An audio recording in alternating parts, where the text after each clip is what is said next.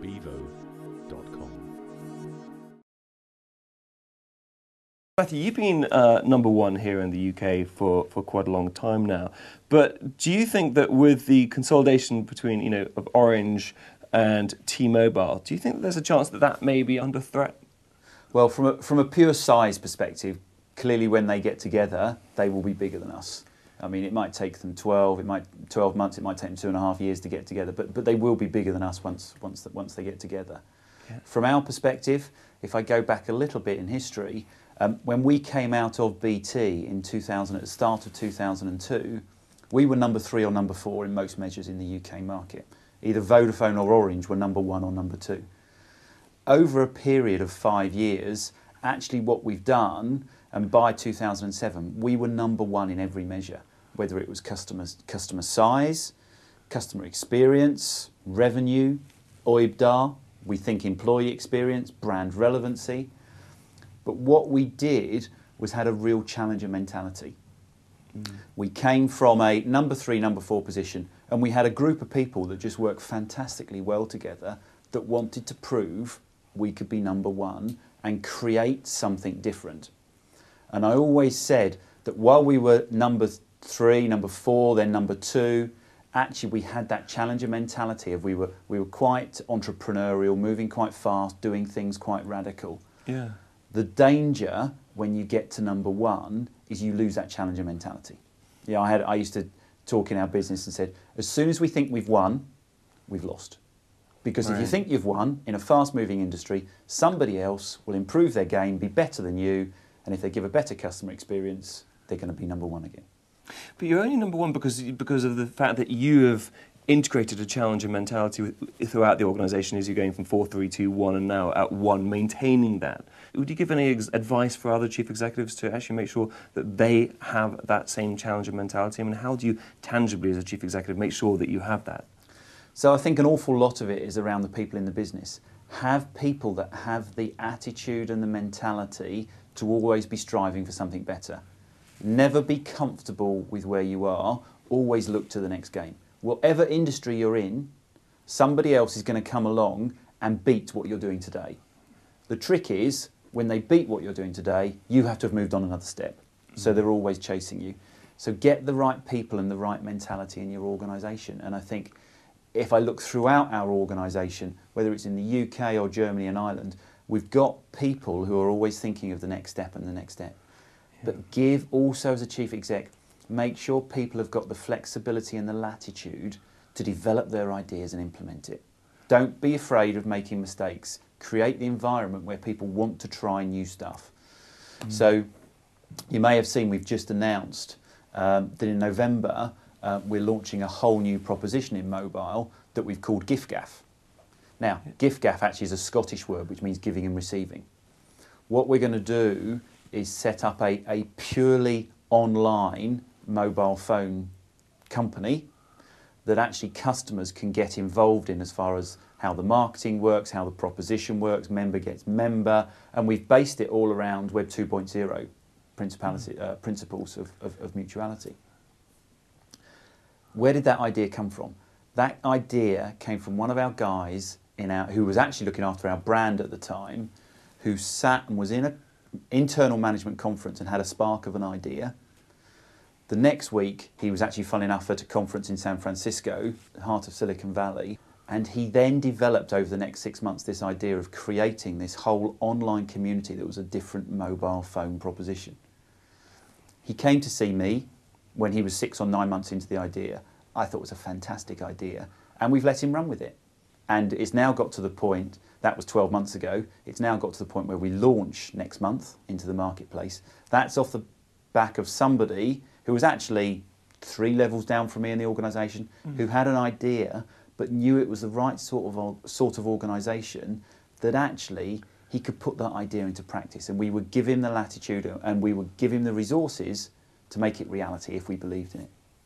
That's phenomenal, because a lot of people come up with ideas and they think, they speak to their immediate manager, the immediate manager says rubbish, just gets killed before it gets to the chief executive. So it's a little bit about personality of the people. You have to recruit, you have to have the right people in the business, people that aren't going to take no back to the O2. Yeah. Back to people who aren't going to take no for an answer. If they really believe in something, they're going to drive for it. Now, you have to be careful because you can't have mayhem and the organisation working on 3,000 ideas because it would just grind to a halt. So you have to have some sort of funnel where you allocate resources to make sure actually you're working on the right things. Got it. Brilliant. The iPhone has been one of your levers for UK outperformance. But now I understand the iPhone is now no longer exclusive just to O2. It's been opened up. So how will you make sure that you maintain the level of customers in sort of a post-iPhone exclusive O2 arrangement? So the first thing is I would say about the iPhone that it's been a brilliant success for us and a brilliant success for Apple as well. Apple produced what was a groundbreaking product, no question. And I think the iPhone in mobile phone terms has moved the whole industry to another game. It's moved the mobile phone industry to a game where people are actively interacting with their phone to go on the internet, to look up the football scores, their applications, whatever it happens to be. It's not just a voice and text device.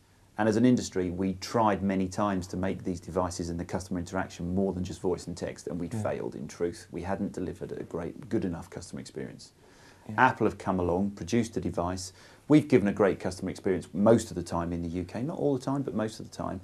And so we've put, I think, the mobile phone industry into a different position with their relationships with their customers.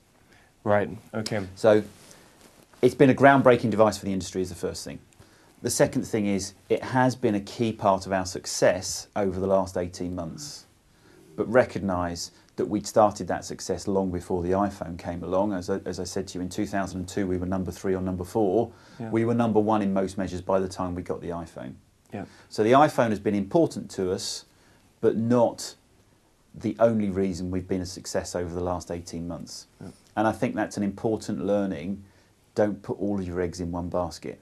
Because, yes, we knew exclusivity was coming to an end, but actually, if we were just relying on the iPhone for our success, now it's gone multi-operator, actually we'd have a very weak business model.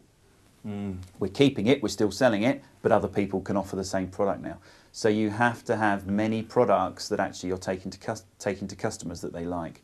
So one of the biggest successes we've had is we've driven churn down. So we've driven churn down by 10 percentage points over the last 2 years. The iPhone's had not much of an impact on that in truth because it's largely been about getting new customers and upgrading our existing customers. Why have we driven churn down? Because we've delivered a good customer experience. So that's about our broad church of products. So whether that's about the O2, priority ticketing, whether it's about our relationship with Carphone Warehouse, that we've got different commercials that make sure Carphone Warehouse look after our customers as well as we do. Whether it's about the guy in the Aylesbury store giving a great customer experience, whether it's about the lady in our Preston Brook call centre giving a great customer experience. All these elements feed into an overall recipe that actually delivers an overall business model. So iPhone important, yes. The dominant factor in our success, no. We were on a roll before the iPhone came along, and arguably one of the reasons that Apple actually chose us as an organisation is that we were already on that roll and they could see actually we were delivering the same sort of customer experience that they wanted to deliver. Yeah. So, products and technologies can come and go, but the sustainable competitive advantage, as you said, the focus on customer experience, the virtuous cycle and everything else you've been talking about in this interview. Yeah. But the organisation actually won that contract, so you won that contract. So it's an organisational competency that, if there was another opportunity to come around, you probably got the right brand again to get the next opportunity, whatever that may be. Yeah, well, I would say 2 or 3 things on that. The first is the next opportunity did come around, and yes, we won it. It's called the Palm Pre. And we launched the Palm Pre last week. We think it's a fantastic device again. We've got an exclusive arrangement with Palm in the UK, Germany and Ireland. And we're really hopeful that that's going to be another device that brings great experiences to our customers and other people's customers if they want to come and experience the Palm Pre. That would be great. Yeah. As far as winning the iPhone is concerned, I think 2 elements there. The first was that actually how we'd operated our business over the previous 4 years, Apple had seen and obviously liked what we were doing as far as how we were operating our business and wanted to partner with somebody that had the same sort of business ethics and approach and values that they do. So yes, the whole organisation had won that. Yeah. But as far as actually winning the individual contract, we did it in a very, very short period of time, and there was 3 of us from the business working on it. And one of the best bits of short-term work I've ever seen done was Apple came across to the UK. Steve didn't come across, but Tim Cook did with Eddie Q, who are the 2 people actually who were running Apple with Steve Jobs at the time. They came across to the UK and they visited us in Slough, in our offices in Slough. And we saw them, and they still didn't know what they were going to do with the contract in the UK at that point. And they left the meeting and said, look, what we'd like to do, we're going to now stay in the UK for a couple of days and we'd like to meet again. So I said, right, what we'll do is we'll meet you in the O2 tomorrow lunchtime, and we'll take you through some of our capability. And we set our marketing and our commercial guys a task that overnight they had to deliver a commercial proposition to Apple that would make Apple come with us as O2 as the operator in the UK. And they produced the best bit of work, commercial work, I think I've ever seen over a 12-hour period. And that following day, we were in the O2 with Apple. We presented to them the board, the mood boards about what the stores would look like, how we would market it, our TV propositions, the tariff. And you could see the Apple guys absolutely saw that we got this device, we understood what they were trying to do, and we would put an O2 spin on it. So the commercial guys did a fantastic job, just a fantastic job, but also recognised we were talking to them in the O2. Why did we do that? And again, back to employee ideas. Somebody, it was actually, fun enough, it was the guy who was the accountant working on the team who said, we should take them to the O2. Why? Because actually it showed Apple the sort of partnerships we create and how we think big and bold. And they loved the O2, and we got them to meet the guys from AEG in terms of the partnership that we created with them. So it became self-reinforcing that, you know, you got the employee idea of take them to the O2. You had the commercial guys producing the best bit of commercial work over 12 hours I think I've ever seen. And then you had me and actually our sales director and our devices director at the time actually driving through the deal in a very short space of time. So employee-driven ideas, real commercial insight, but then actually backing of the organisation to deliver the right commercial deal. We were part of Telefonica by this time. And the first time we met Apple, I actually went to California with Cesar Alierta and Julio Linares, who are the chairman and chief exec of Telefonica. We met the guys from Apple, we walked out of the room, and I said to Cesar, that is a product I've got to have. That's going to be a fantastic product.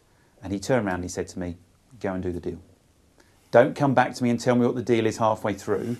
He trusted me as a leader of his organisation to do the right commercial deal. And we did the right commercial deal because I had complete flexibility in terms of what I could do, and I had the backing of the organisation. So if you're a chief exec and you've got people doing the jobs, trust them to do the job. Because you know what, if you don't trust them, they're not the right person to do the job. So there wasn't an overnight success, it was the fact that you had done the great deal, the great partnership with AEG, the fact that you had that commercial team that's obviously incredibly capable, ready to do that 12-hour shift and deliver the goods on time. So it's the preparation and the partnerships and everything else and the ethos of your company that enabled you to get that deal. And having the flexibility for me and the 2 guys I was working with to strike a commercial deal. Because you know, if I'm talking to Tim Cook, who's the COO at Apple, and he puts something on the table and I say to him, sorry, I've got to go and ask Madrid whether I can do that or not. Is that an organisation I want to do business with? If I'm Tim Cook, probably not. But if I've got Matthew saying, actually, I like the idea, Tim, but how about this? Then if I'm building on his ideas, then actually perhaps you end up with a better commercial relationship. Bevo.com